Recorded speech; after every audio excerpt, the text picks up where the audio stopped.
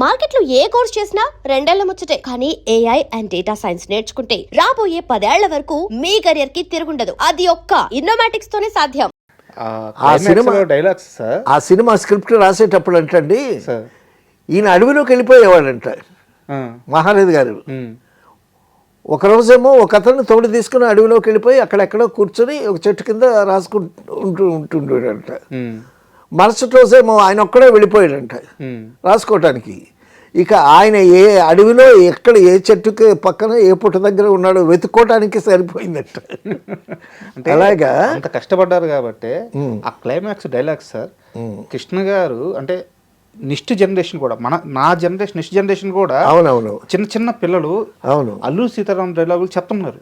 అవునవునవును వాళ్ళు ఆ సినిమా చూస్తున్నారు. అవును అంటే ఆ సినిమా పాతబడిపోవట్లేదు, కృష్ణ గారి నటన పాతపడట్లేదు. అవునవును ఎప్పటికీ అజరంబరంగా ఆ సినిమా అలాగే నిలబడి. తర్వాత ఆ గెటప్ అల్లూరి సీతారామరాజు గెటప్ మనం అల్లూరి సీతారామరాజు చూడలేదు కానీ ఆ గెటప్ ఎంత బాగుంది. అవును. తర్వాత అల్లూరి సీతారామరాజు సినిమా తీసిన తర్వాత ప్రివ్యూస్ చూపిస్తారు కదా, చక్రపాణి గారికి సినిమా చూపించారంట. చక్రపాణి గారికి సినిమా చూసిన తర్వాత చక్రపాణి గారు ఏమీ రియాక్షన్ ఇవ్వలేదంట. కృష్ణ గారు వెళ్ళి అడిగారు, ఏంటి సార్ ఏంటి సినిమా ఎలా ఉంది అని. ఆయన ఏమని అన్నాడు, నీకు ఇప్పుడు ఎన్ని సినిమాలు ఉన్నాయి అని అన్నాడంట చక్రపాణి గారు. 7 సినిమాలు ఉన్నాయి అని అన్నట్ట. ఆ 7 సినిమాలు ఫ్లాప్ అవుతాయి అన్నాడంట ఆయన. అదేంటి సార్ అన్నట్ట, ఈ సినిమా చాలా అద్భుతంగా ఆడుతుంది, సో ఈ అద్భుతం దృష్టిలోనే ఆడియన్స్ మిగతా సినిమాలని చూస్తారు, ఈ రేంజ్కి ఆ సినిమాలు ఉండవు. ఎంత ఆలోచించాడు ఆయన. ఉండవు కాబట్టి అల్లూరి సీతారామరాజు రిలీజ్ అయిన తర్వాత నీకున్న ఆ 7 సినిమాలు ఫ్లాప్ అవుతాయి అన్నాడు. అలాగే జరిగింది. అలాగే జరిగింది. అంటే దురదృష్టి అంటావే, చక్రపాణి గారు మహామేధావి. చక్రపాణి గారి మాట అంటే నాగిరెడ్డి గారికి వేదం. అలాగే జరిగింది. ఆ తర్వాత అనుకుంటా చాలా గ్యాప్ వచ్చింది కృష్ణ గారికి. తర్వాత ఒక సినిమా తీసి 100 days ఆడిన తర్వాత మళ్ళీ ఆయన కంబ్యాక్ ఇచ్చారు. అండ్ డబ్బుల విషయంలో కూడా ఇప్పుడు నా దగ్గర ఇంతే ఉన్నాయంటే అంతే తీసుకుంటారంట సార్. ఖర్చు అయిపోయి సినిమా రిలీజ్ అయినా చూసుకుందామంటే అలాగే అంటారంట. అంతే, అన్నిటికీ అలాగే అంటాడు ఆయన. డబ్బులు అసలు పట్టించుకోడు. తర్వాత ఆయన డబ్బులు పట్టించుకోడు, డబ్బులు కూడా తీసుకెళ్ళరు అనే దానికి ఒక చిన్న ఉదాహరణ. సో విజయ నిర్మల్ గారు కృష్ణ గారు మ్యారేజ్ చేసుకున్న తర్వాత మ్యారేజ్ అయిన తొలి రోజుల్లో ఒక రెస్టారెంట్కి వెళ్ళారు మెడ్రాస్లో. జెమినీ ఫ్లైఓవర్ ఉంది కదా, ఆ పక్కన గార్డెన్ వుడ్లాండ్స్ అని పెద్ద క్యాంపస్ అది. సో సినిమా యాక్టర్లు వాళ్ళందరూ చేరతారు. కొంతమంది కారులో వచ్చి పార్క్ చేస్తారు. ఆ కారు దగ్గరకే బ్యారర్ వెళ్తాడు, వాళ్ళకి ఏం కావాలో ఆర్డర్ తీసుకొని కారు దగ్గరికే ఇస్తాడు. సో కృష్ణ గారు విజయ నిర్మల గారు గార్డెన్ వుడ్లాండ్స్కి వెళ్ళారంట. గార్డెన్ వుడ్లాండ్స్కి వెళ్ళి టిఫిన్ ఆర్డర్ చేశారు. ఏదో మసాలా దోశ అది ఇదేదో తినారంటే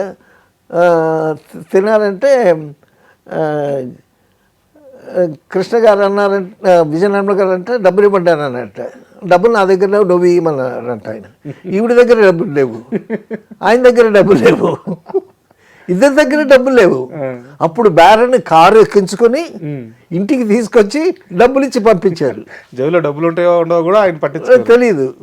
సో ఆ విధంగా కృష్ణ గారు డబ్బు మనిషి కాదు, ఆయనకు మనుషులు కావాలి, ఒక వ్యవస్థ కావాలి, ఒక మంచి సినిమా చేయాలి, ఆయన బాగుండాలి, ఆయనతో పాటు ఆయనతో ఉండేటటువంటి వాళ్ళందరూ సుభిక్షంగా ఉండాలి అనేటటువంటి గొప్ప హృదయం ఉన్నటువంటి గొప్ప మానవతావాదని చెప్పుకోవాలి కృష్ణ గారు. అండ్ మీరు కృష్ణ గారితో 2 సినిమాలు చేశారు కదా. అవునవును. మీ పర్సనల్ ఎక్స్పీరియన్స్ ఏమైనా ఉందా కృష్ణ గారితో? కృష్ణ గారితో నేరం శిక్ష చేశాము, ఫినిష్ అవుతుంది. ఫినిష్ అయిన తర్వాత అల్లూరి సీతారామరాజు ఇంకా ప్రారంభం కాలేదు. సార్ నేను అల్లూరి సీతారామరాజు ఏకపాత్ర అభినయం చేశానండి, ఆ సినిమా చేస్తానండి. అల్లూరి సీతారామరాజు ఏకపాత్ర అభినయం చేసిన దానికి ఆ సినిమా చేయడానికి సంబంధమే ఉంది, ఇదేదో క్వాలిఫికేషన్ లాగా చెప్పుకున్నాను నేను అని అంటే, ఇప్పటికే డజన్ మంది ఉన్నారయ్యా అక్కడ. నువ్వు చక్కగా కె విశ్వనాథ్ గారి దగ్గర #1 అసిస్టెంట్ డైరెక్టర్వి, నువ్వు ఆ మందలో ఏం చేస్తావు? ఇది మీకు ఎక్స్పీరియన్స్ అయింది. అవునవును. అండ్ సెట్లో ఎలా ఉంటారు సార్ వారు? సెట్లో ఆయన అన్ని సంచలనాలు ఆలోచిస్తాడు కదా, బయటికి చాలా అమాయకంగా కనిపిస్తాడండి. నేరం శిక్షలో ఇంతకుముందు సుధాకర్ గారితో కూడా ఒక విషయం చెప్పాను. కృష్ణ గారు నేరం శిక్ష సినిమాలో హీరోయిన్ ఇంటిలోకి వెళ్ళబోతూ ఉంటాడు. ఇక తాండవ కృష్ణ అని ఒకడు ఆపుతాడు, ఆర్టిస్టు. ఆపి, ఏమయ్యా కుక్కలా నేను ఇక్కడ కాపలా ఉన్నాను, సరాసరి నువ్వు లోపలికి పోవటమేనా అని డైలాగ్ చెప్పాలి. వాడు నా ప్రాణం తీస్తే వేషం ఇచ్చాడు వాడికి. వాడు డైలాగ్ బాగా ప్రాక్టీస్ చేశాడు.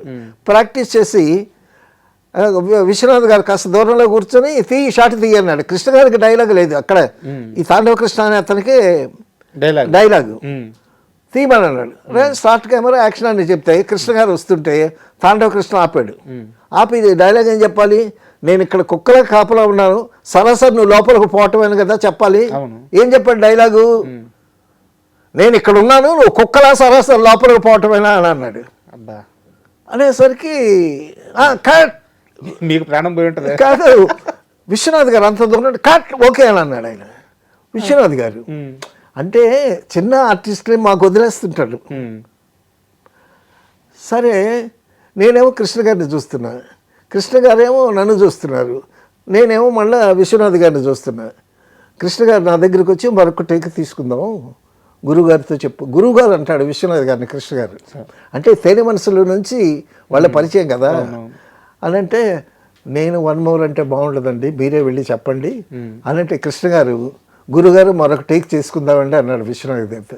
ఎందుకు కృష్ణ, వేస్ట్, ఫిలిం వేస్ట్. అప్పుడు ఈస్ట్ మనకు బ్లాక్ అండ్ వైట్ ఫిలిం, ఎందుకు ఫిలిం వేస్ట్ అన్నాడు. లేదు గురుగారు, నన్ను కుక్క అన్నాడు అన్నాడు. నిన్ను కుక్క అంటే ఏంటి అని ఆ సౌండ్ నెగిటివ్ మళ్ళీ రిమైండ్ చేసి విని మళ్ళీ తప్పు సరిదిద్దితే మళ్ళీ వేరే టేక్ తీసుకుంది.